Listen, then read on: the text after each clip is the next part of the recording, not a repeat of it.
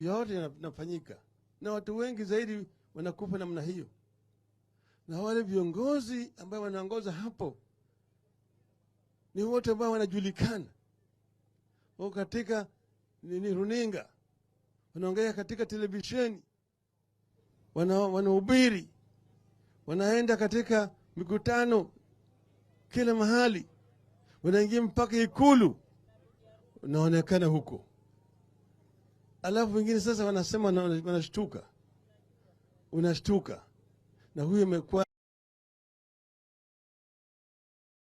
wako na ruhusa ya kuingia. Mimi nikiingia ni wasubiri ndio niingia katika kikundi chao. Hawa wabunge ni wabunge wangu, wananiambia mimi, ngoja mtoto yako akija hapa ndiye utakupatia wewe ruhusa ya kuingia ndani. Aibu kubwa zaidi. Tena nimepiga simu kwa waziri wa ulinzi, nimeongea na yeye, ananiambia mimi ngoja, mimi natafuta nawasiliana na watu wengine, ananafuta kibali. Alafu baadaye sasa napiga simu mteja, hataki kuongea na mimi. Hiyo inamaanisha kwamba kuna kitu wanaficha. Uchunguzi kama hii haitakikani ifanyike kwa njia ya kisiri. Natakikani inafanyika pale waandishi wa habari wako pale, wanapiga picha. Unaficha kitu gani? Si watu tayari wamekufa? Si watu tayari wamezikwa? Hakuna kitu unaficha, hakuna mtu unasaidia. Lakini waandishi wa habari wamekatazwa kuingia pale, atiwezi kupiga picha pale Shakahola. Hii nasema ni ujinga. Si ni ujinga? Si ni ujinga? Jamaa kuna kitu wanaficha. Sisi tulisema mwaka jana ati hizi madhehebu ambazo zinakuja natakikana zikaguliwe kwanza.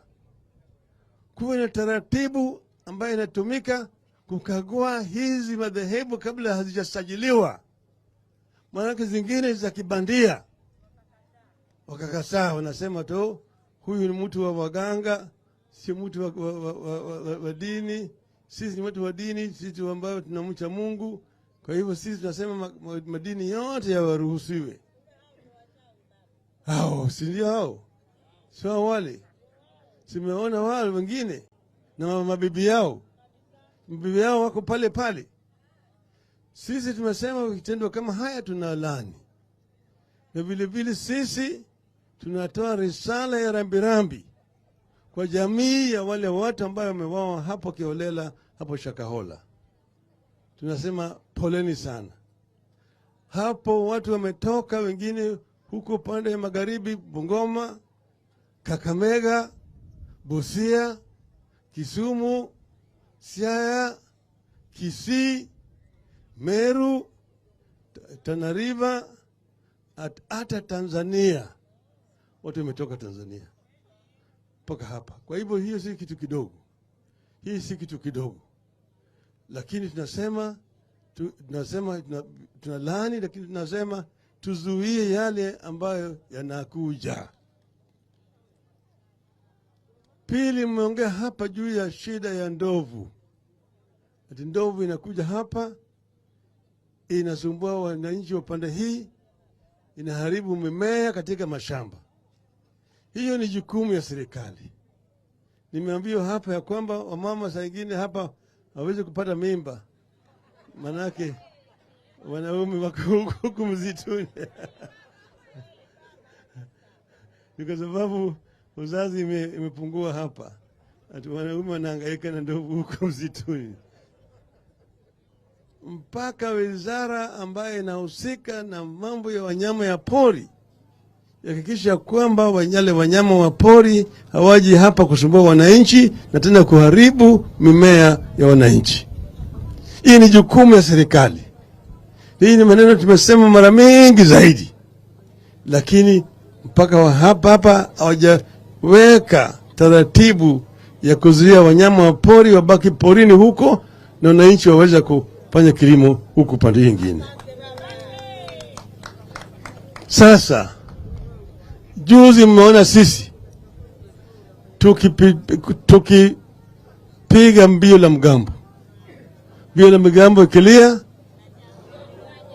siku na jambo.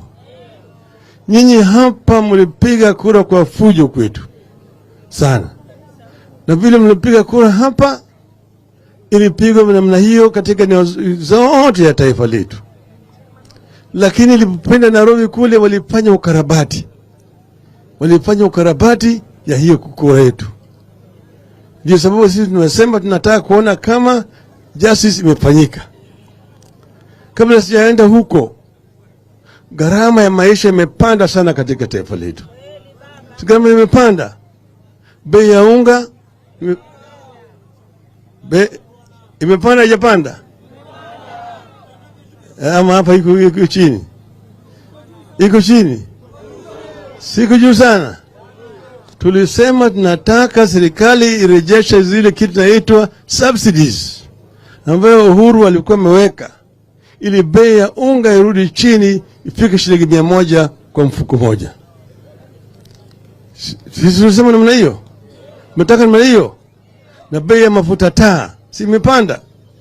Bei ya petroli zimepanda. Bei ya stima imepanda. Hata karo ya shule ya watoto imepanda. Tunasema tunataka kuona kama gharama ya maisha imerudi chini. Manake Wakenya wengi wanahangaika, wako na shida mingi zaidi. Hiyo tumesema ni sharti. Pili, tulisema tunataka manake vile kura ilipigwa haikutolewa sawa sawa. Wale commissioners 4 walikataa. 3 ndio walikubali. Tumesema tunataka ile server pale ambayo matokeo yaliingia ifunguliwe ili tufanye ukaguzi. Mnataka namna hiyo? Mnaunga mkono? Ngapi naunga mkono nione hapa? Tumesema tunataka kuona kama server itafunguliwa. Sisi tulikuwa tunafanya maandamano. Sio sisi tunapenda kufanya maandamano. Sisi waenda wazimu. Lakini tumesema kama serikali hawezi kusikia sauti ya wananchi, wananchi wako na haki ya kujitokeza na kufanya maandamano. Hiyo ni haki ambayo iko ndani ya katiba yetu. Hiyo hatufanyi kwa sababu mtu anatupenda sisi. Na tumesema kama hawatafanya vile sisi tulikubaliana, kama hawataendelea na sisi kwa yale mazungumzo ambayo tumeweka, baada ya siku 30 tutarudia.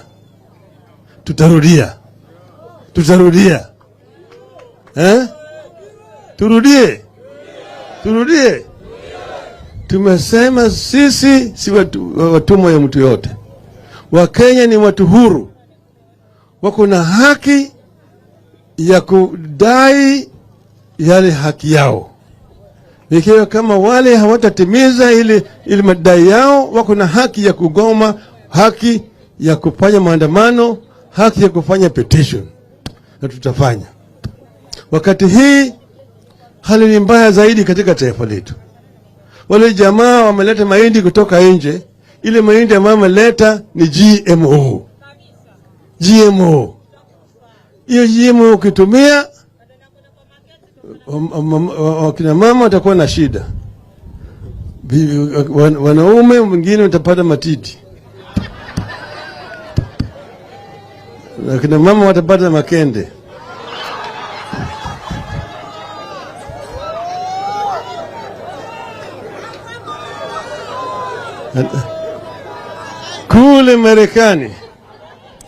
Kule Marekani kuna sheria ambayo nasema ikiwa kama wewe unaota chakula ya GMO mpaka uweke lebo kusema hii ni GMO na iwekwe kando, ili sasa ile mtu ananunua akijua kwamba hii ni GMO product. Ili yeye anakwenda chaguo, kama hataki GMO anataka natural, anakwenda kwa natural. Tunasema hiyo sheria mpaka iletwe katika taifa letu hapa, ili Wakenya wawe na chaguo. Kama hutaki GMO usiende kwa GMO mpaka upewe nafasi ya kununua ile chakula ambayo wewe unataka. Kwa hivyo Maliza sasa, mimi nasema nimekuja leo, nimekuja kwa mambo ya Shakahola, lakini nitarudi tena. Nimeleta salamu ya wanazimio kutoka Nairobi, salamu ya Mheshimiwa Uhuru Kenyatta. Unapokea? Salamu ya Kalonzo Musyoka, ya Martha Karua, ya Wajakoya. Mmepokea? Mmepokea? Asanteni sana, Mungu awabariki.